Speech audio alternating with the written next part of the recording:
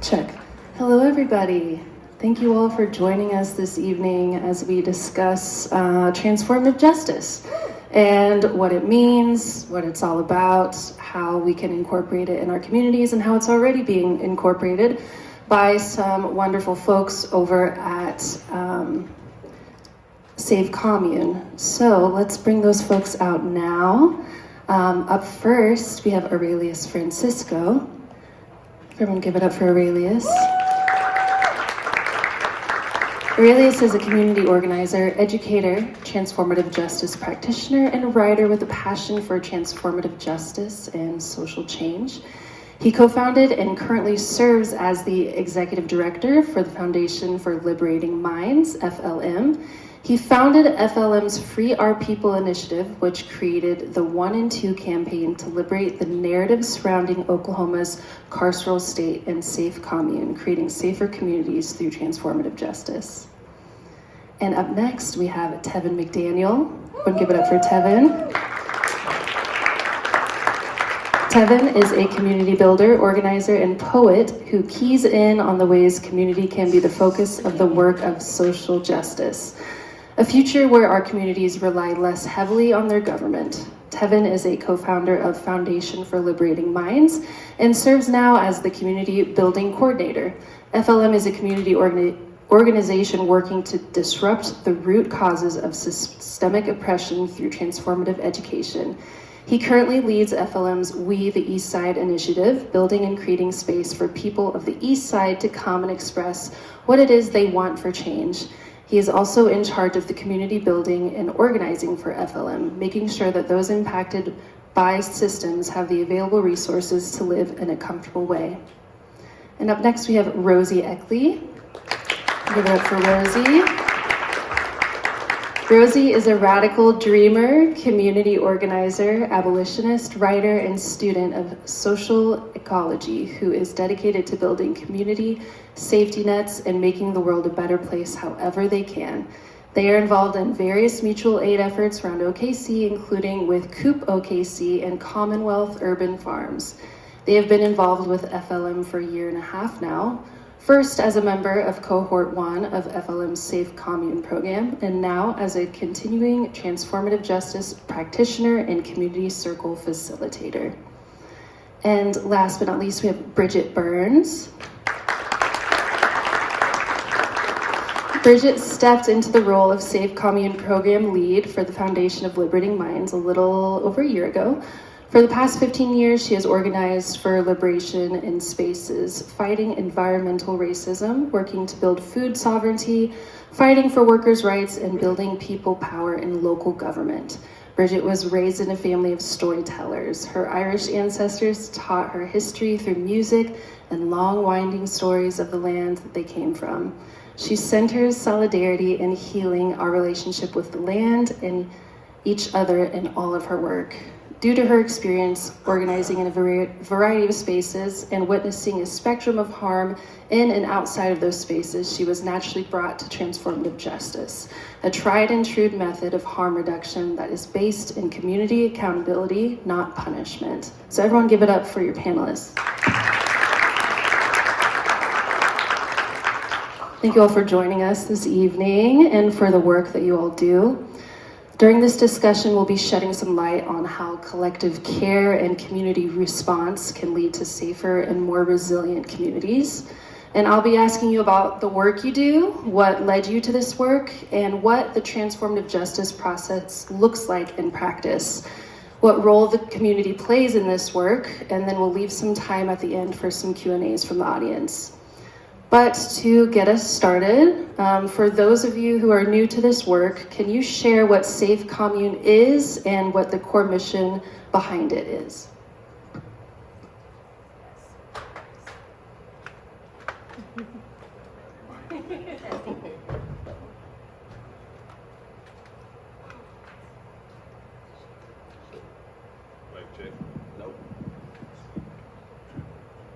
Check.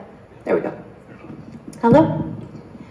So Safe Commune.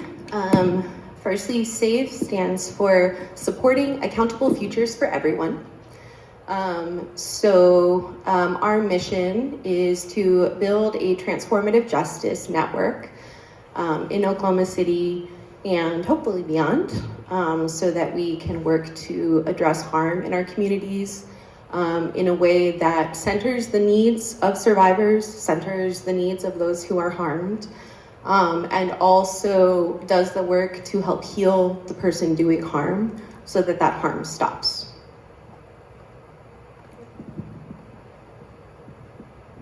Transformative justice can mean many different things to different people. How do you define transformative justice, and why is it an essential approach, especially in the current social and political climate? I can start. Thank you for having us. Hello, everybody. Good evening. There's a dim light, but I can make out some of your faces, so please snap or clap or nod your head if you're liking what we're saying. Throw tomatoes if you don't, okay? Just so we can catch the vibe. I appreciate it. Don't want this to be a talking head panel. All right.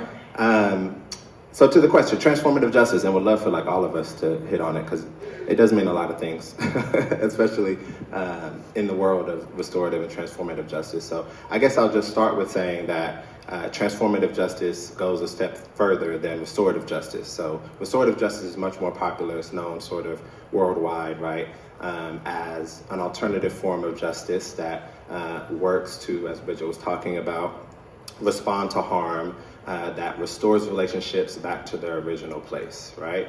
And it does this without relying on punishment, without relying on punitive systems like the carceral system, without relying on incarceration, policing, courts, anything like that, right? Transformative justice goes a step further to say that, especially when higher forms of violence have occurred, it's not enough to restore the relationship back to the place that it was if that relationship was harmful or violent, right? And so transformative justice is about transforming the underlying conditions that allowed for that harm to happen, hopefully, so after a TJ process has occurred, those conditions no longer exist for that harm to continue to happen, at least in that sort of micro set of circumstances of two individuals or a family or a small neighborhood community, right? And so transformative justice is very plainly like a response to harm and violence without creating or using more violent tools.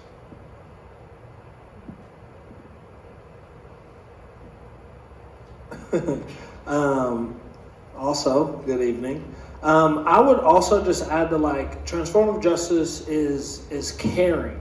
I think one big thing about the work that goes into TJ that I think people miss around sort of abolishing police or jail systems, which is what TJ is working around too, not having to use those systems. But it really is just caring about the people next to you. It's a lot harder to throw somebody away who you have built a relationship with, who you understand their struggles, who you understand the situations that they're put in or that they're living in. Not because you might be living in the same situation, but because you've built a relationship with that person. And I think that's another huge factor about TJ.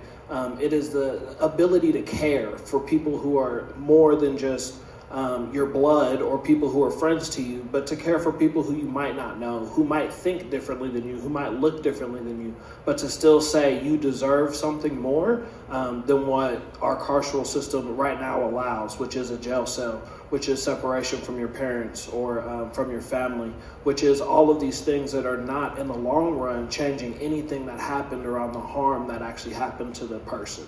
And so that's the other thing that I would add around TJ is that it is about caring. It's about loving your community and building those relationships as well.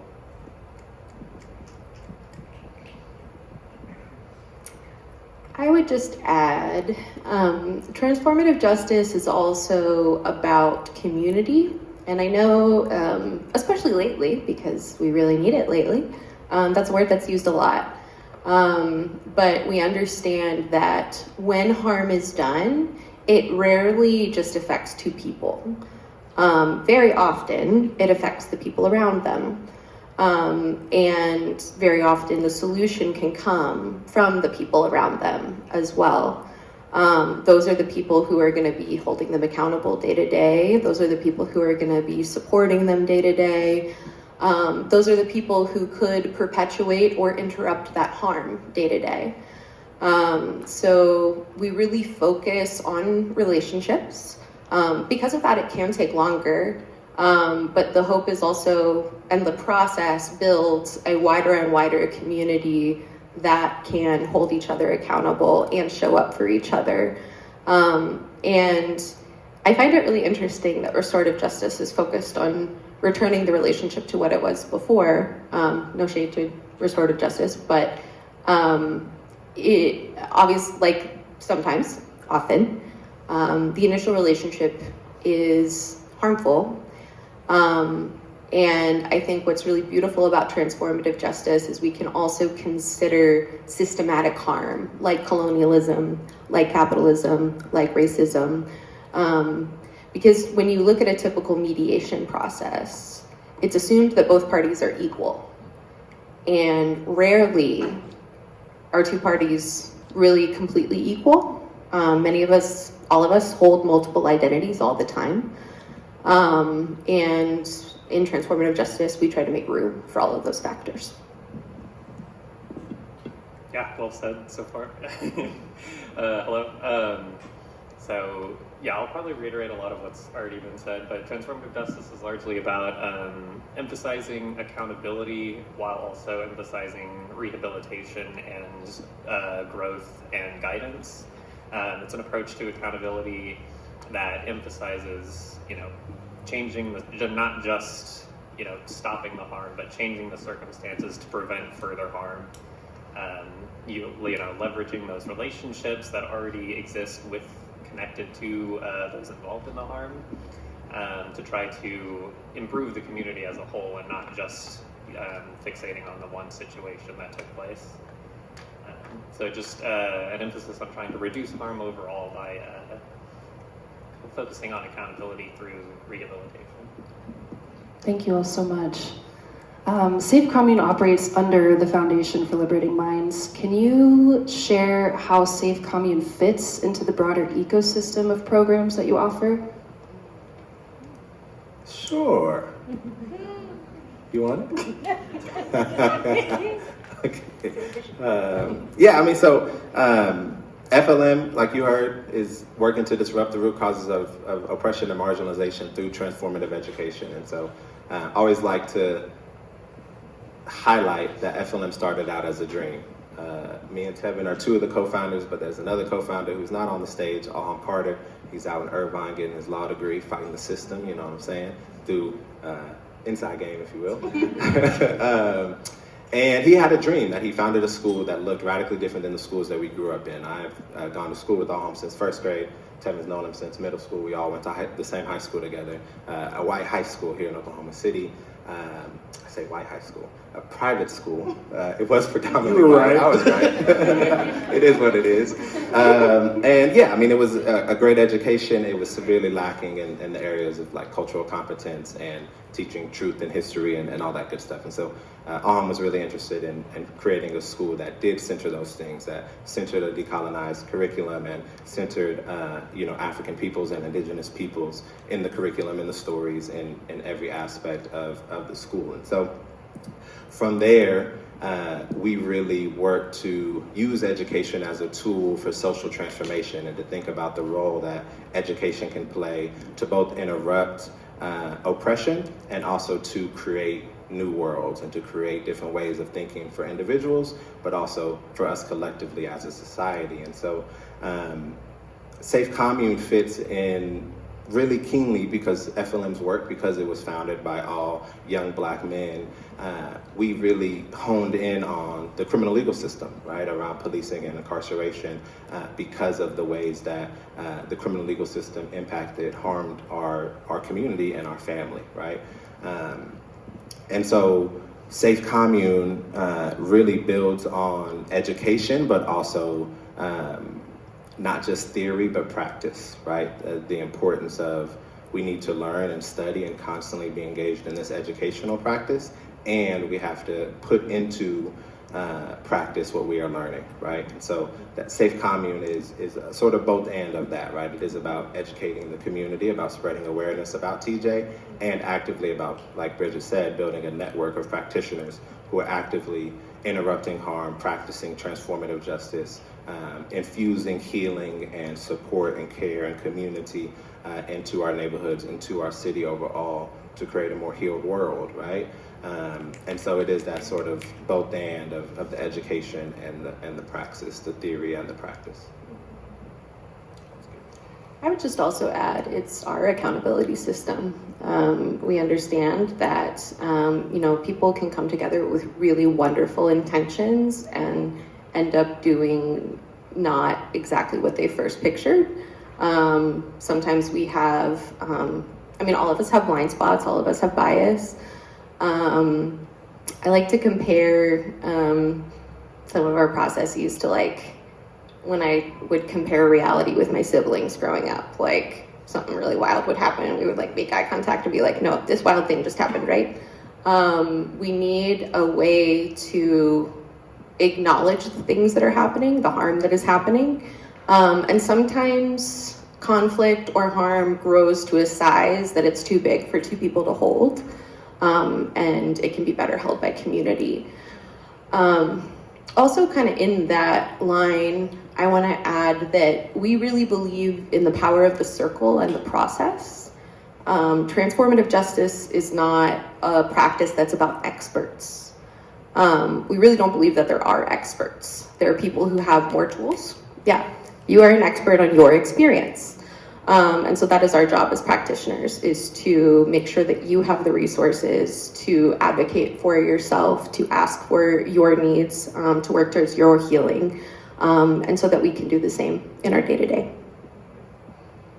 Thank you all so much. What personally drew you into transformative justice work? Was there a moment, experience, or realization that shifted how you understood harm, accountability, or healing? Okay. Tevin, you want to? I've been starting the last two times. You go. I got you. For me personally, I think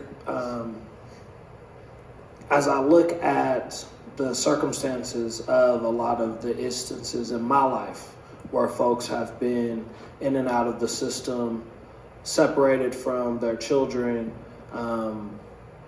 harder to contact and to be in family with because of circumstances that were a lot larger than what anybody was ever really trying to care for them for, right? Not being able to have a lot of the things to live properly. For me to witness that for a majority of my life, there was always something that I wanted to see more than just seeing my family come out of the system and go straight back in. And as we were growing this, and I think this is going to go back to your earlier question right before too, all of our work is rooted in TJ for the most part. Everything that we do is building community, filling gaps, which inherently is fighting against the system. Because if what we're doing is working, if we are filling those gaps, if resources are given, communities are better. Lives are better off for it. Those services that are so harmful are less needed. And so as we were building this thing, we got in contact with other organizations and groups who also were building safe communities around the city, their cities, who looked just as harmful as what Oklahoma City looked like. And to be able to go and meet with a bunch of other organizations on a national level and see the harm that, the same question for other folks, what caused them to say, something has to change. To see the work that they've been doing in your places like New York, in your places like St. Louis, in your Louisianas, in your Oregons, right? People are doing this work across the country to say harm has to be stopped, and our better communities are not coming from jailing more people, for more incarceration. And so the idea of more options has just been the very clear answer for me. And then TJ just became a tool for us to be able to learn and use for our community members, for the folks that we have access to say, this is something that can work. We're seeing it in other places. And also, right, like this isn't a practice that is new on us, right? It has been working. It has been something that indigenous folks have been using long before, right, some of these systems were created. And so just thinking about that, it led me to say, okay, I need to fully invest in a different option, right? There's different options is what abolition is. We need to get away with jails and prisons, but like what are going to be those options for when inevitably harm happens? And this is one of those options. And so I wanted to be a part of one of those options. That's great. I would share, you know, for me personally, it was when I was in college at the University of Oklahoma, and like reflecting back on my childhood and especially like my high school years. And I was like this very fiery, outspoken kid, right? So knew I wanted to like, you know, make some change some way, somehow. And for a long time, that really just looked like racial justice, and racial justice really in the sense of like centering Black men. And it was the fall of my sophomore year. I took an Intro to Women's and Gender Studies class, and in that class, Audre Lorde's Sister Outsider was assigned. And that book really changed my whole trajectory and just like how I thought about racial justice and intersectionality and Black feminism and the ways that men can be feminist and should be feminist, right? And so that sort of led me on the trajectory, and I started joining. I joined the Gender and Equality Center and did Step In Speak Out, which was a sexual violence prevention group on campus. And so doing that gender-based violence prevention work, I was always already very critical of policing. And in our training at OU, when we would get to the end and we'd talk about if you are a survivor, you know someone who has experienced gender-based violence, here are the resources, right? And we'd run through all these great campus resources, community resources, and then it said optional, call 911. And I was somebody, and always with my co-facilitator, I was like, we're not gonna say that part, right? But we had a conversation like with the group, it was like, why is that optional? And so there was a shared understanding with everybody there, including the staffers who had been doing gender-based violence, sexual violence prevention work for years before any of us students got there, that survivors' experience with calling 911, with police specifically, was incredibly, incredibly harmful, right? Where they would be re-traumatized, where they would not be believed, where they would go to court and they themselves would be criminalized, right? And that sort of led me on this path to think about, okay, well, if it's not 911 and that is sort of the service that we're told is supposed to keep us safe, like what else is there? And from there is where I found Angela Davis and Ruth Wilson Gilmore, right? And found abolitionist feminism, right? And sort of this, like transformative justice was created and really bolstered by abolitionist feminists, right? By Black women who sat at this intersection of a high frequency of experiencing gendered violence, of surviving gendered violence, and at the intersection of not trusting and not finding safety in policing, right? And so they needed another option, right? And that is the practice of transformative justice. And so the sort of connecting point in my life to all of this is really my sister, who is 8 years older than me, was just in cohort 2, graduated, really excited about that. But my sister's a survivor, right? And she has experienced a lot of intimate partner violence, domestic violence, sexual assault, and I saw really intimately growing up, and I reflect back on this, right? And I remember like police officers being in our living room, right, and asking her questions.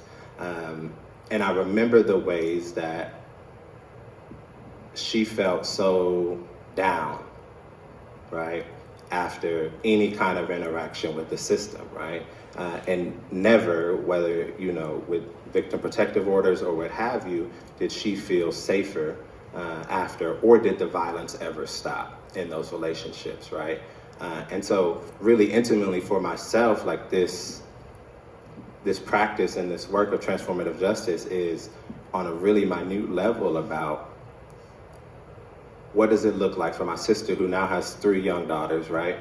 What does it look like for them to not grow up and experience the same violence that my sister did, right? Both intimately, like in intimate partners and relationship violence, and also the violence by the state, right? Where she was criminalized, where, you know, she was not believed by a police officer, right? Like, what does it look like to build something else to make sure that our young Black girls and girls of color don't have to experience these same things, right? And so that's sort of my connection point and what really got all of this started, which was, again, on OU. I was at OU. I found transformative justice and healing circles. And so I launched a men's accountability group on OU's campus, right? And that's really where all of this started. And still to this day, we're doing a men's circle, a men's accountability group that meets every week, right? And so that it really all started with like, all right, I got to do a little something. I was reckoning with my own sexism and misogyny in the ways that I've been so harmful in the past, right? And I was like, let me do this men's accountability group for me as much as I was, you know, giving lessons to anybody else, right? And that's the beauty of a circle and of an accountability process, is that everybody takes so much away from the circle and from the process, right? It is community in the purest form, because we are all here on sort of as equal a playing field as you can get in this circle. So.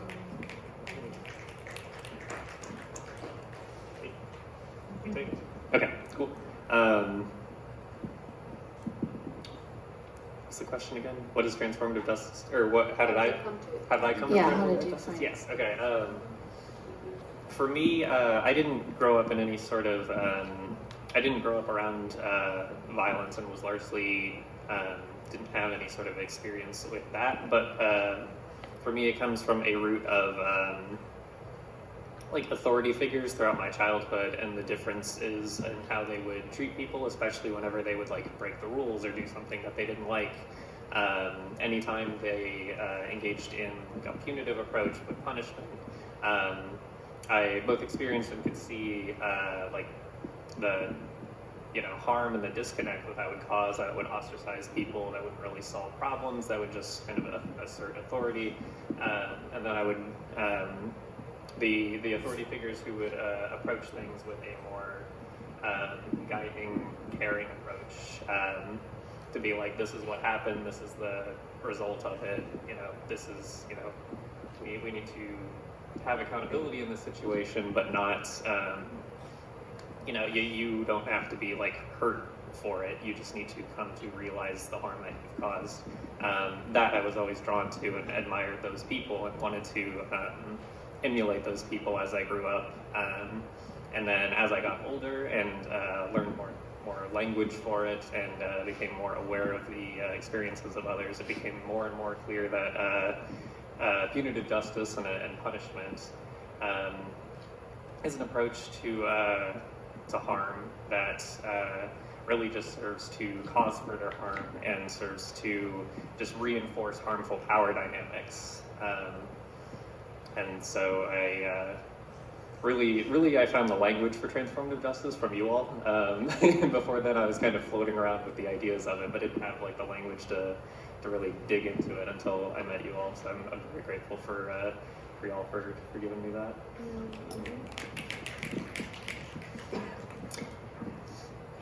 Beautiful answers.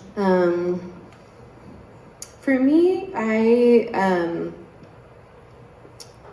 feel like my story started early in 2020 and then has like worked both forwards and backwards. Like a lot of folks in 2020, I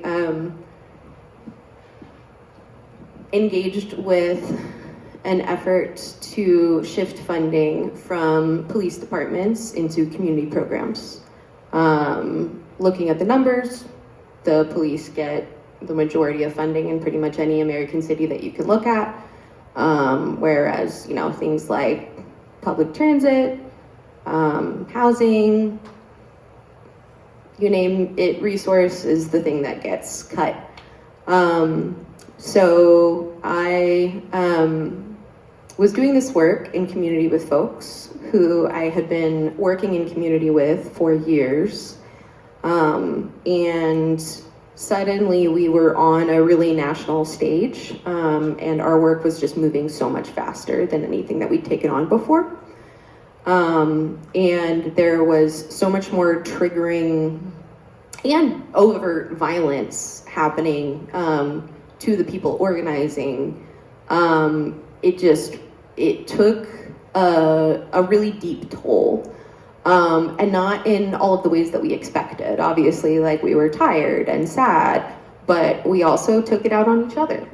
And found some cops in our head for each other. And I still get like a sick feeling in my stomach when I think about a lot of the things that happened, and what it looks like to hold myself accountable for that at this point. In 2026, because we, I think, deserve better. All of us deserve better. And we can also just really, really hurt each other very deeply, even when we come together with the same morals and ideas. Also, when we are building new systems, and we don't come up with something to replace the old system just kind of repeats itself. So in power dynamics in that group, we saw, we were like, well, we work on consensus, which for years in like lower stakes environments, we were able to talk stuff out and all come to an understanding, and it was great. When we had like really stressful deadlines and like we're having to talk to city council members and cops and do canvassing and talk to reporters and then get threats because we talked to reporters. It did not look like that. We did not have time to like really think about our consensus process, and we realized we didn't really have a process. And so what happened was power that already existed would just function as it had. So when that comes, and I, white privilege was functioning, male privilege was functioning, and also the way that we would defer to, like, this was a racial justice group in Norman, a very majority white town. And historically we would just kind of defer to the darkest person in the group. And then we had a Black person and a Native person disagree, and we were all just like, we have no process for this.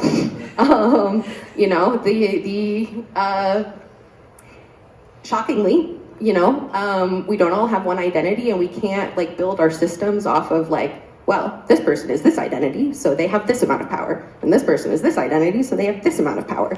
Like, we need to understand the way that these things relate to each other.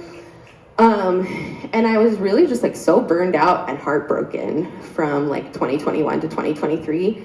And so I just listened to a lot of podcasts to start. One that helped me heal so much is called Becoming the People. Its first season was called Finding Our Way. But Prentice Hemphill, who is a non-binary Black person who was very formative in the Black Lives Matter organization for a little over 10 years. And is like, they're a somatic therapist. They were the one doing a lot of the emotional labor for the people behind the scenes. Their friends joke that this would be like if James Baldwin started a podcast. And they just really dig into what does healing even look like? And have these like really intimate interviews with people I like look up to almost as like an idol, and then am hearing that, they got to 2020 and had to hold still, and like their bodies couldn't function because they'd been moving so much, so fast for so many years, and having like really visceral effects after slowing down, but then also being able to see things more clearly. So I started learning more about transformative justice in that way, and Aurelius and I had connected doing food sovereignty work, and I had been like, man, we really, really need some kind of group in Oklahoma that can help with like all this stuff.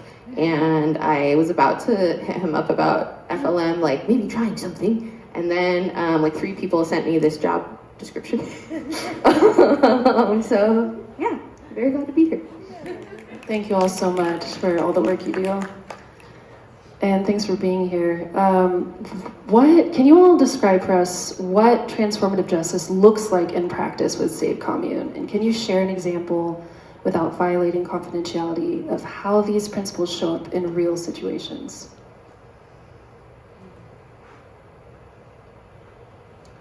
I can start and would love because my three colleagues here are in the middle of a process as we speak, and so and yeah, with different experiences. I will say what we haven't shared about Safe Commune is we've had two cohorts. We got folks from cohort 1 and cohort 2 in the house. Two cohorts that have graduated, including our camera person, shout out to. And so they have gone through, cohort 1 was 6 weeks, cohort 2 was 8 weeks training, where we are diving into the background of police abolition, the background of transformative justice using models like creative interventions and work from the Bay Area Transformative Justice Collective, I believe, and other groups, right? And so we're working through this content and we're practicing circles. And so we now have this network of practitioners, right, who have gone through this training and have facilitated community circles. And so right now we are relying on community referrals, right? And so Tevin talked about different groups around the country who have different models who we've worked with and been trained from as well, like Common Justice in New York is one of the biggest examples. They do restorative justice specifically, mainly because they are system adjacent, what they call system adjacent program, which means that they get referrals from the DA, right? As you might expect, Brooklyn is very different than Oklahoma County, right? And so the Brooklyn DA is all for diversion and all for referring cases out, and violent cases specifically, right? And Common Justice gets all of their cases from the system, not just in Brooklyn, but also in Manhattan and the Bronx, and maybe another borough. And so for Safe Commune, because we don't have that relationship with the criminal legal system, and also because our practice of transformative justice specifically is deeply rooted in abolition, right? So we're not interested as much in that sort of relationship with the system, at least at this point, never say never. We're only taking like community referrals, which means that a family member of one of us could refer a case, right? A partner organization could refer a case to us, right? Any one of you could refer a case, right? Reach out, call the number, hit up Bridget, hit up me, hit up Tevin, hit up Rosie, right? And tell us about an experience that you have had or an experience that you have witnessed that you think would be right for a transformative justice process. And from there, we start an entire sort of intake process where we are meeting with the impacted parties, talking with connected folks, and starting to form what we call pods, which is wherever the harm was transferred, wherever the harm occurred, right, there are connected people always, right? Several of us have referred to this. It's not just the two people where harm happened or violence happened or a fight happened, right? But it's connected. Whether something happened in public, there are witnesses, right? Whether something happened to a business, right? It impacts a community. And so we create a pod of both trained practitioners who are facilitating this work with both a harm party or a survivor, right? The person who experienced the harm, and the responsible party, who is the person who caused the harm, right? And depending on where we're getting the referral, is normally from one of those sides. It's either a person connected to or the person who experienced the harm, or a person connected to or the person who caused the harm, right? So from there, we build a pod around the individual who referred the case, and then we begin outreach to the other side of this, right? And either way, it looks differently, right? Because, you know, if we have the survivor in the process already, then we are working to create a sort of map of resources and connections that we already have with partner groups in Oklahoma City who can provide services, right? We are working with them if transportation is a concern or mental health is a concern to meet those needs, right? And if there is like immediate violence happening, we also, you know, that is the first thing, right? We're doing safety planning, right? We're working to try to get that person out of that situation, right? And we're also being honest with ourselves if we have the capacity and if we can actually meet the needs of this person. And on the other side, if it's a responsible party or someone connected to a responsible party who has referred out the case, we're building an accountability team. So all of that can take quite a while, months on end, right? But you get past that point, let's just speed it up here, right? And you have an accountability team and a survivor support team who is working separately at the same time, one to support the survivor, and on the other side to also support the responsible party, to support this person in their process of learning and unlearning, in their process of taking accountability, reflecting on their mind state during that time, right? If it is, most of my experiences and cases with this are specifically related to gender-based violence, and working with men are the responsible parties. So those are the examples that I have, right? So we might be working through curriculum specifically on patriarchy, right? And patriarchal violence and masculine violence, right? And working through, the layers of violence, right? And the cycle of violence and how it perpetuates itself, right? So we're working time and time again, every single week, ideally, right? And eventually, the responsible party is ready for a circle. And let's say the harm party wants to participate in the circle, and that's where the magic happens. That's what you'll see on TV, right? Which is a circle, which is where these two people who, had a rupture, right? Had a trauma that they have collectively experienced, right? Coming together with their support team, so with somebody on both sides from the Safe Commune side, as well as with their supporters. So it could be a parent, it could be a close friend, it could be a comrade in an organization with them, who is going to the circle with them, and one of our facilitators is facilitating at least a day-long circle, if not a multi-day-long circle, to talk about what happened from all people's accounts, to talk about what happens next, right? And to also talk about what accountability looks like. So to talk about specific sort of steps that the responsible party can take to account for the harm that they have caused, right? And we go around and around and around in this circle until everyone agrees. So the responsible party, the harm party, everyone has to agree to these agreements, right? And from there, the accountability team continues to work with the responsible party to then meet those agreements, right? And the harm party team continues to keep the survivor, the harm party, abreast, and also to continue to support that person, right? And again, that can take a while depending on what the agreements are. And I think, the most important thing for all of this, and one of the key differences with transformative justice and what the criminal legal system, what punitive justice does, is that the criminal legal system has one size fits all. You do this crime, you get this time, right? 3 strikes and you're out, mandatory minimums, right? There's no nuance or complexity allowed in that process, right?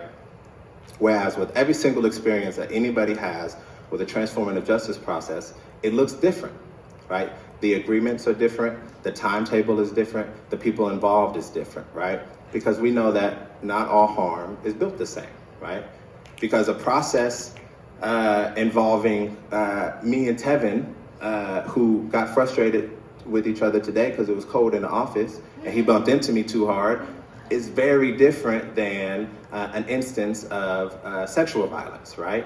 Those processes are going to look very differently, right? And so depending on the level of violence and harm, and also depending on the willingness of participants, those processes are going to look different. And I'll just share one thing from my very first transformative justice process that I facilitated that actually came out of that men's group that we created at the University of Oklahoma, because it was a close relationship that I had. And it was an instance of gender-based violence, right, where a man and a woman got into an altercation. Power dynamic, very clear there, right? And alcohol was involved. There were all these other complexities that don't particularly matter. But out of this process and conversations with both parties and connected friends came an agreement that this person who caused the harm would no longer frequent the bar where this instance happened, and where the survivor, the harm party, had experienced this, right? And so that's an example of a transformative justice process and an agreement, right, after a long time of conversations, which is a consequence, right? So when we talk about accountability, there are consequences. These agreements are consequences, right? So depending on the harm, right, there are consequences for what you do, right? But we do have to differentiate between accountability and punishment, right? Which we can get into those differences if we want. But it is about, depending on the level, all of these complexities, especially the level of the harm, that have to be graduating consequences, right? And agreements that the people engage in. And that can look like agreeing to no longer frequent this place, right? So because the survivor no longer wants to see this person and be re-traumatized or be fearful when they're trying to have a night out and have a good time with their friends, right? So that's one example of, a fight, a gendered fight that was resolved through transformative justice. That was a lot, sorry. Yeah, no, that was great. Very thorough. I was just going to, my input that I wanted to add in was just a little clarification on the circle process involved in the whole transformative justice process.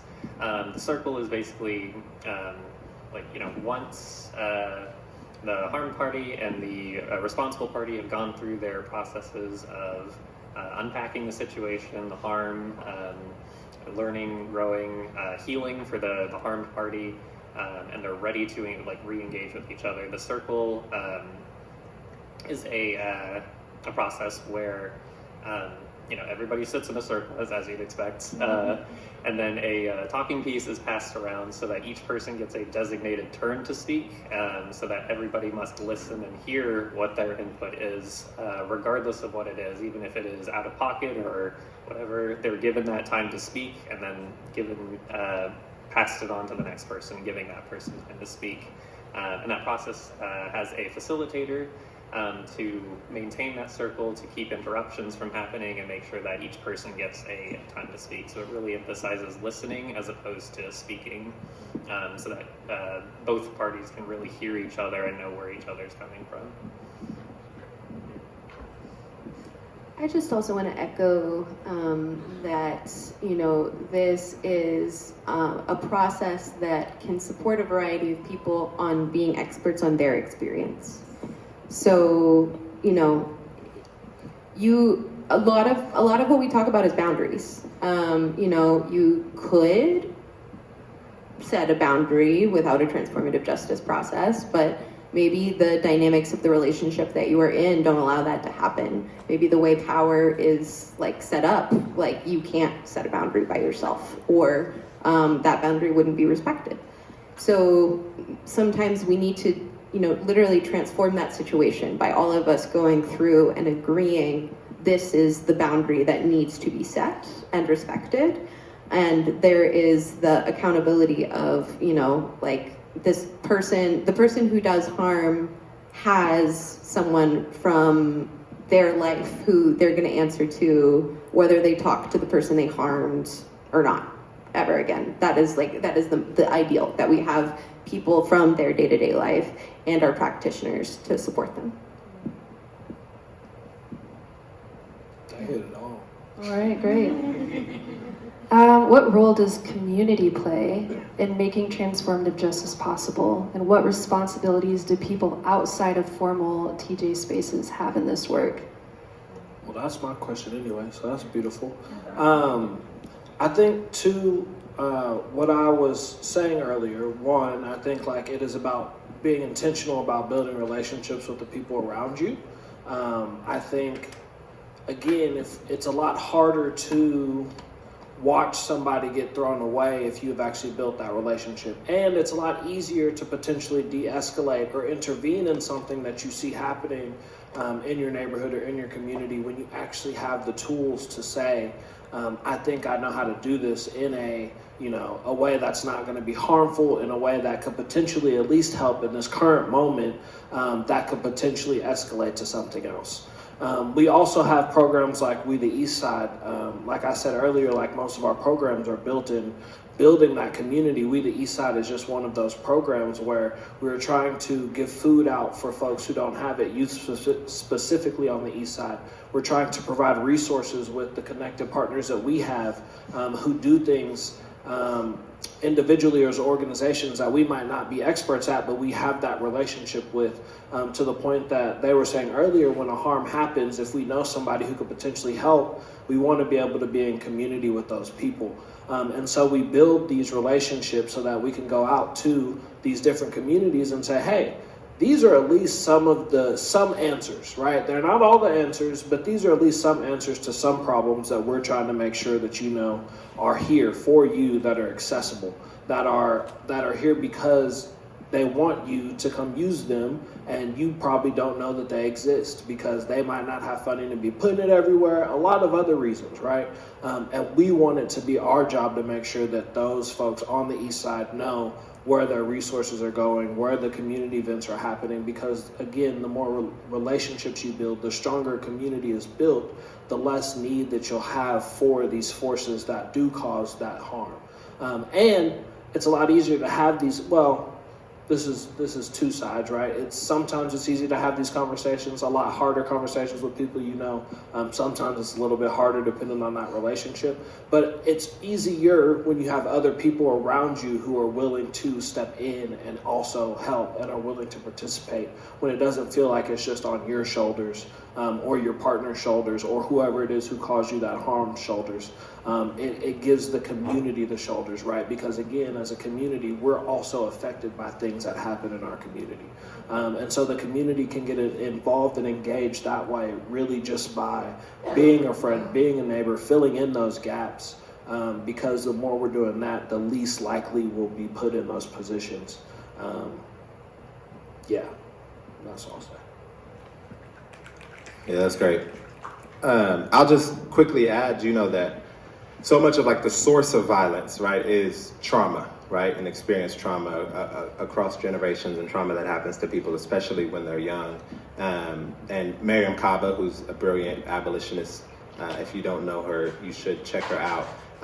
She shares that in all of her experiences with transformative justice, and this is the same with my experience, right, is that a person who has caused harm, a responsible party, their first interaction with violence is never perpetuating it, right?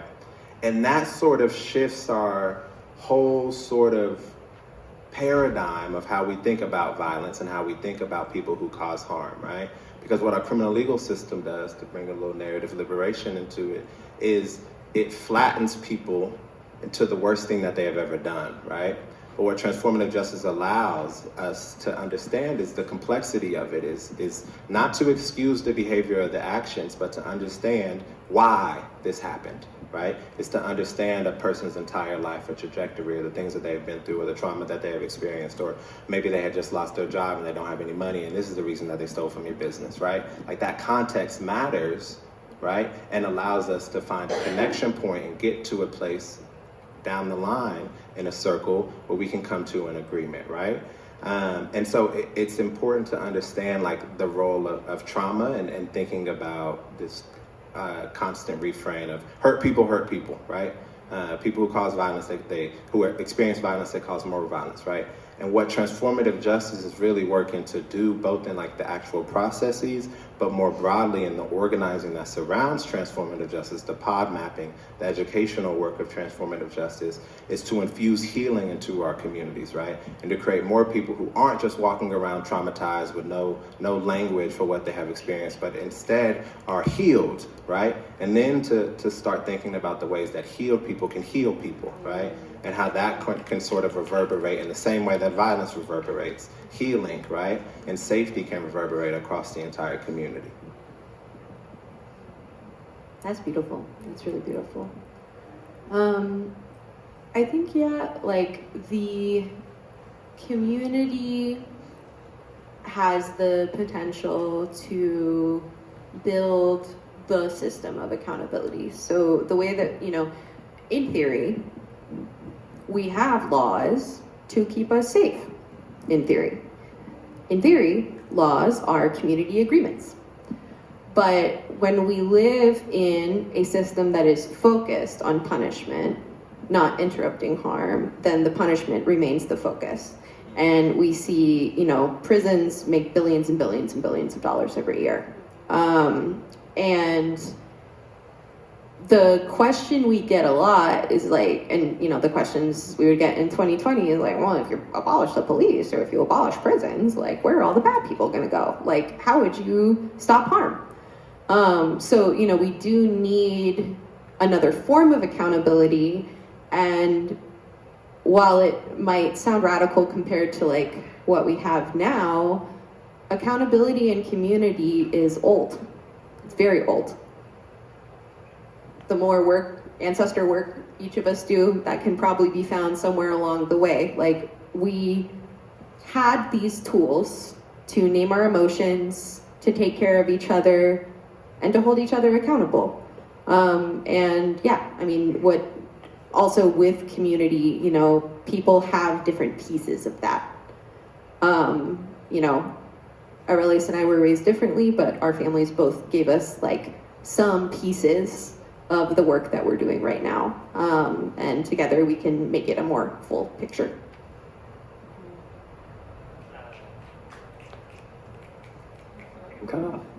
Oh, there we go. Cool. The things that I will add is first, community is in like the best position to know the people involved in a situation. They, but back to what you said earlier, like, you are the expert on yourself and your situation. Community is going to be the expert on the community itself. No, institution or system is really going to know the nuances or personal relationship dynamics or like the context that a harm was caused in. They just see what the harm was and the data surrounding that harm, and that's all they have to go off of. And so, any sort of mass system is never going to be able to have that insight that the community has, and so community is vital to transformative justice working. It's like the key piece to transformative justice is routing justice through the existing community. Another thing I'll say is on the accountability side of things, I was an idea that I read from a book talking about indigenous wisdom on justice and his traditional practices. Talked about how whenever you remove somebody from the community, you put them in jail and you punish them in that way, it kind of takes them away from any sort of visual or reminder of like the harm that they caused. But whenever they remain in community and they're immersed in the people that are affected by the things that they did, that has a very deep impact in terms of accountability, of just having to continuously day to day face the impact and consequences of the harm that you're causing. So the best thing that we can do is to get communities into a position to be able to have the tools to be able to do transformative justice. Absolutely. And thank you all so much for providing those tools. It's so important. I want to make sure we have enough time for audience Q&A. We're going to have about 15 minutes for that. So if anybody would like to ask a question to the panel, please raise your hand and Kelsey will bring you the mic. Looks like over here. Yeah. Can you tell me what you said that transformative justice, you know that it's working. So what does it mean that it's working, and how do you know? And then my other question is, how do you define accountability and how do you define consequences? I can start, at least because I think you were responding. I think I'm the one who said that too. When I talk about we've seen it's working, right? Common Justice, I believe, was founded around 2008. They have, right, we've seen from the data that they showed us just in the year that we were working with them, the amount of circles that they did, the results of the folks who went through the process, some folks who are now working for them and with them, but the data around, none of them getting into more trouble once the process was over is what I more so refer to, right? That sort of aspect of most of the people who have gone through that process have been better off, not only for themselves, but for the communities that they serve and are a part of, because of the work that has gone into it with the groups who are working. That's what I would say when I say it's working, quote unquote, right? It is showing a better result than what's happening when people are getting thrown in jail, is more so what I mean, right? It is showing a better outcome for those communities.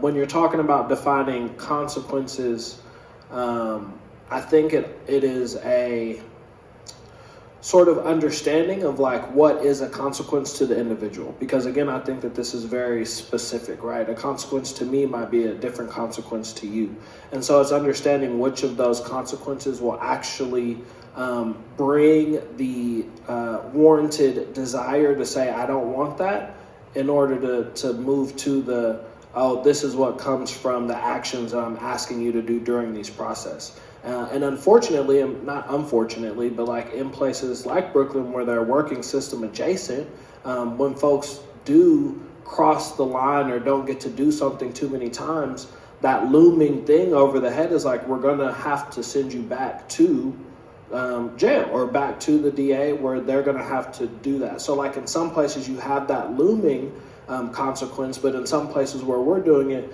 we don't want that, right? Because we want to be completely separate from the system. So it will be building those consequences with the individuals and understanding those individuals to see what would make sense in each sort of context of the harm. Can I speak on consequences? I was gonna give kind of an example of consequences in like a community aspect of like, you know, if somebody causes harm, some natural consequences that come from that are people will trust them less, people will avoid them more, people will, not want to associate themselves with them. And so that can be some kind of natural consequences that will happen, and that's something that you can kind of, bring to light and focus on in the accountability process of like, hey, you want to rebuild trust with people. You don't want all of your relationships to despise you and to distrust you. So if you want to rebuild that trust, you'll need to demonstrate to those people that you are worthy of that trust. And so that's kind of the consequences, some of the consequences that can arise out of that. Yeah. Accountability, is like to think about it as like a process, right? So always like to sort of think about it as what is happening, and then what we do in transformative justice is different, right? So thinking about punishment as power over somebody, and accountability as power with, right? And so punishment, what our criminal punishment system does is it enforces the law, enforces a conviction on somebody, enforces that on them, right? Nobody has a choice in that matter, right? Something that we haven't mentioned is that transformative justice for all parties, for any community member who participates, is a totally consensual process, right? So somebody has to buy into transformative justice. And so there is no forcing a punishment on somebody, right? It is an agreement that all parties, including the responsible party, are agreeing to, right? And so accountability is about acknowledgement, it's about apology, it's about repair, and it's about change behavior, right? And so those are all of the sort of components of accountability. And I think that change behavior is what Tevin is getting to, which is recidivism rates is what, legislators like to talk a lot about, right? We punish our way out of recidivism, but it's proven not to work, right? Because again, you put somebody right back in the same environment that might have gotten them involved in the system in the first place. What's going to change after they've spent 5 years, 10 years, however long behind bars, right? So that change behavior is crucial in that's the key sort of data point that we have in transformative justice, is that if we were successful in facilitating this process, that violence, that harm won't happen again, right? Because we've done everything in our power to connect pods, to connect community, to work with these individuals to make sure that accountability happens. I would just add one more thing. A lot of our work we base off of the Creative Interventions handbook or workbook. That is a very thick resource that was put together by a network of community organizations like ourselves across the country over 3 years. So they have a lot more information about the processes and could be a good place to follow it.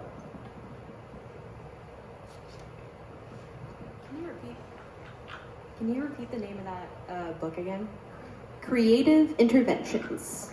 If you look up the Creative Interventions handbook, there's a free PDF online. It is like 900 pages, so I would recommend just reading the PDF, not like printing it out. We have it printed out at the office, but yeah. Creative That wasn't Interventions. my actual question. I do have another one. Disability is a big impact of course, any single person, especially ongoing COVID and everything that's still going on despite the pandemic being over. And how it affects Black, Brown, Indigenous people who are working minimum wage jobs and have no control over if they get sick or not. Disability and long-term chronic illnesses can come from trauma, of course, but also impact trauma, as we know. How does disability forge, or how do you forge the way for disability to be seen and heard and allow people to maybe complain? And sometimes chronic illness is trauma. And yeah, so my question is, how does disability fit within all of this? Do you have the resources to connect people to more resources for health? And also the whole healthcare system, of course, is terrible and is not accessible, period. So that, of course, is keeping a lot of people, that's a funnel for jail too, right? We see nurses and doctors, staying within those lines and not choosing those creative situations. So, yes. I'll start. I'm sure my colleagues will have some good things to add.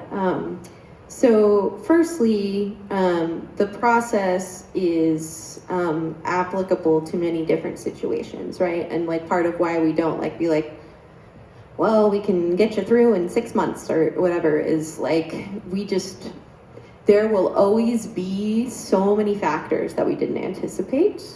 We talk a lot about positionality in Safe Commune, which was a word I was not familiar with before coming into the space. So it's basically how your privileges and oppressions relate to your relationships and your position in society. So, going through the list, disability would come up in that process, especially, as we're working with the survivor, as we're working with the harmed party. Those are details that would come out. In terms of navigating the healthcare system, particularly as a disabled person in Oklahoma, it is overwhelming and awful. And I have some loved ones who, it can be a full-time job, being disabled. It's just, yeah. So, community is really our main answer, I would say, is like, we do have affinity groups as spaces for people to build more connections. We could potentially do a disability affinity group. So far we have our men's group, Building Authentic Masculinity, and bam. And they meet on Sundays, weekly. And then we have the Beyond Whiteness space. So that is for folks with European ancestry to unpack what ancestor work looks like, what accountability as a person with white privilege looks like. I do really want to emphasize it is for anyone with European ancestors. So you do not have to be racialized as white in this country to come. If you have European ancestors and you want to work on your connection with them, you're welcome to join us. And then we have our embodying solidarity circles quarterly. We should more disability stuff coming soon. Yeah, I would just add that it's a a constant learning process and developing our ability to accommodate differences and disabilities in different situations. So it's like whatever we don't have the ability to do now, we will have the drive to change that and be able to accommodate. But also it's also a situation of like we won't know what people need until we meet those people, and then we will make changes to accommodate those people. So just doing what we can and learning and growing and making mistakes and learning from those mistakes, that kind of thing. I would just add, that a part of what our facilitators do when they're engaging with somebody, so with somebody specifically who's experiencing chronic illness or any kind of disability, right, is like, yes, we understand systems and systemic violence and how systemic violence is always at play with every interaction and relationship, right? And in any given transformative justice process, and this is like the major skill that you have to build as a circle facilitator, is like there's all of these contexts that are coming in for everybody's body, right? When they have experienced harm, been impacted by harm, right? And all of that stuff comes up. That's why the stuff takes half a day, full day, multiple days, right? But we also have to be aware of what we are here for in this specific moment and circle, right? But outside of the circle, it is the job of like our practitioners or any volunteer or community member who's working with this to engage with that person to get those needs met. So even though we may not have like specific resources with partners who we're currently aware of or that we've currently mapped, piece of it may be like, engaging with this really messed up healthcare system and going with that person to their appointments and so that they can have an advocate there with them, right? Even though we know that doctor may be incredibly harmful, right? Or may not believe a person when they talk about how their medication is impacting them or what have you, right? And so a piece of that is just like having a companion, having somebody there with you to navigate those systems. Same thing if somebody's returning from incarceration, right? The struggles with finding a job, right? But having connections and community there with organizations and people who can keep their ear to the ground to help you find a place to work so that you can make ends meet.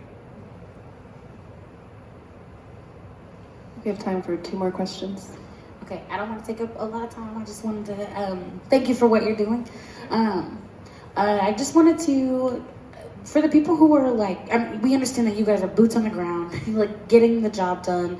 What can people who are sitting here and talking, like conversations that we're going to have after this, like how are we going to amplify what FLM is doing? How are we going to get involved? Like for the people who are, just learning about this, like we are now understanding. How am I connecting this to these conversations I'm having tomorrow? And how are we uplifting you? How are we continuing to put on boots to like support you all and be boots on the ground as well? So Great question. So we have these cards that both give some explanatory information about what TJ is, what a model process in the purest sense looks like, but also like contact information for how to reach out. And so definitely take one of these. Hopefully, I haven't counted y'all, but hopefully we got enough. If not, we'll get one to you. Otherwise, like I would say, just like conversations that you should be having is engaging, whether it's your workplace, with somebody you live with a family member, what have you, to like there's no deadline on transformative justice, right? So some harm could have happened 5 years ago, right, that we're actually addressing in the transformative justice process. And so also just like talking with your family and friends, colleagues, anybody about like, if it's a workplace, right, like what is our policy for responding to harm or violence in the workplace, right? If it's, family members or community, it's like, do we talk about this at all when harm happens, or when we have conflict, when we have issues with each other? And if not, why, right?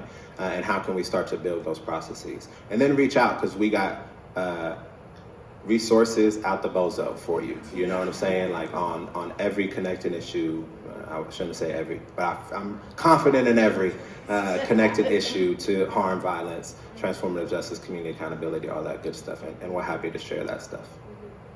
We can also do more events like this in other spaces, if that's something. We've also done community circle processes. So basically, they were longer, but an existing community invited us in, and we did on three different dates. We did 2-hour circles to go more in depth into like what transformative justice is and how they might apply it in their decision-making processes and stuff like that. Thank you. Before I ask a question and follow up on that a little bit, you all maybe keep thinking back to the crack and gangs era of the 1980s and how many times I would be having a conversation with a gangbanger and they would break down crying, and then it turned to a different type of conversation. Here's something that worked for me. Back in the 1990s, Abdou Diallo, if y'all remember him, he didn't commit any crime. He was just a black immigrant from Africa, and the New York City police shot him 41 times. So Bruce Springsteen wrote that transitional song, American Skin. And when I would play that for my students, first of all, they fell in love with that song, but then they got into going in depth into how it was connected with Langston Hughes's poetry and that sort of, and it just branched out in so many ways as a message for communication. I would think that a song that Bruce Springsteen put out today, it's on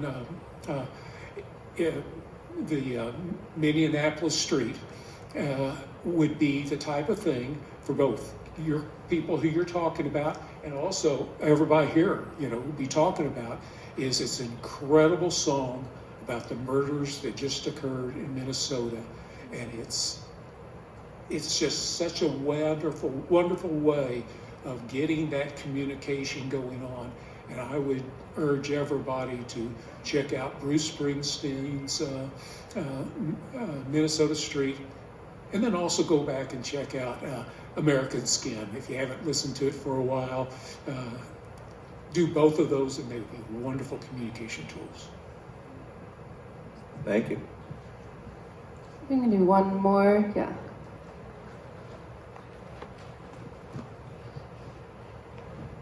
Hi, I'm an educator and educator for the last 11 years, and I've had the whole spectrum of administrators that deal with punishment, from love and logic to we're going to read this policy, here's the punishment. It's just a revolving door. Do you guys work with youth, like with school partnerships, whether it's for the kids themselves or with educators and administrators, really kind of focusing on how do we end school to prison pipelines? Yeah, for sure.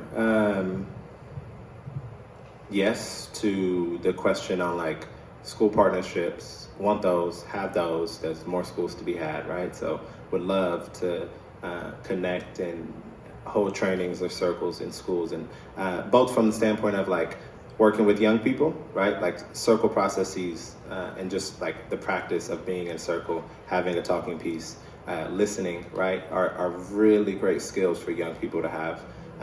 And also for educators and administrators to have another avenue to deal with harm or conflict or fights or anything like that may be happening in the classroom that aren't punitive, right? And so we'll also say, one thing we haven't talked about, and won't get all into it because I'll talk for 10 minutes, but we talk about a carceral state, right?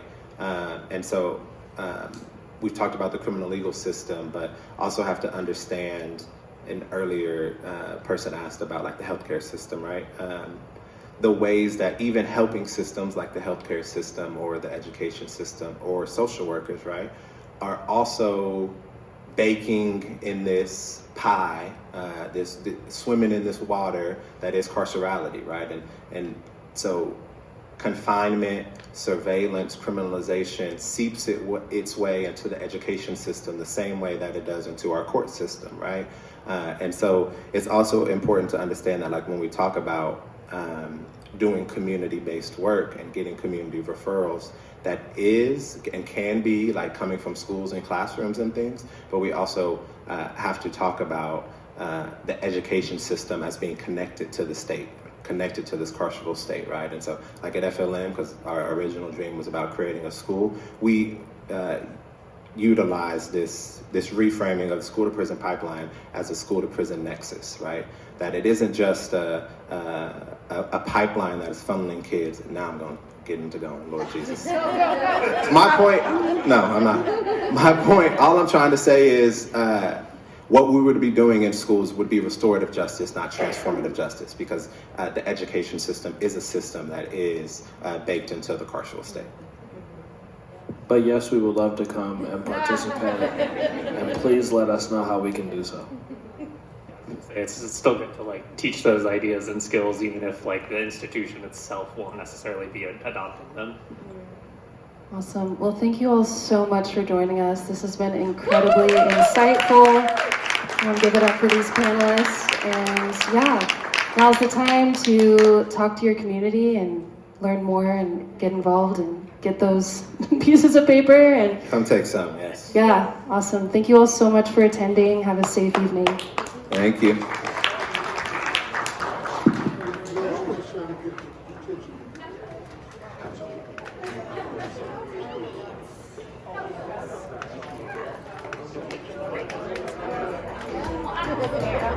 There you go.